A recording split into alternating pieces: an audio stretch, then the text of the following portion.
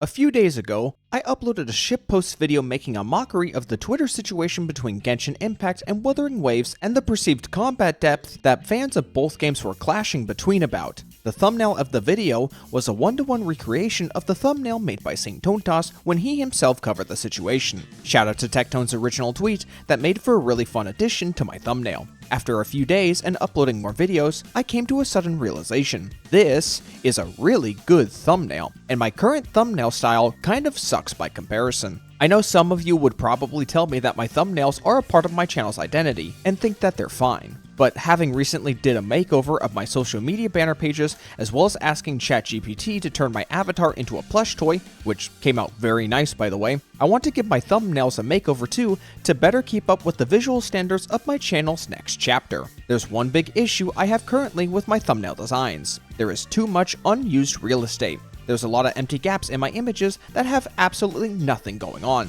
while anything in the thumbnail is much smaller than it could be had I made better use of the space. It's important to remember that despite a thumbnail's maximum resolution being 1280 by 720 pixels, a majority of the time, thumbnails will actually be displayed in much smaller sizes across different YouTube pages. With this in mind, I should be taking advantage of said space that I'm leaving empty so that it is easier for people to see what my video is about based on either the text or the primary imagery. The font I use for my thumbnails also doesn't help, as the letters have sizable gaps in between each other, which gives me less room to write something inside them. And of course, just filling the gaps with more images doesn't make for a clean, compact representation of the video. So after spending a few hours, I've already made a bunch of replacement thumbnails that I am very proud of. The goal is simple and in line with your more dedicated gacha creators.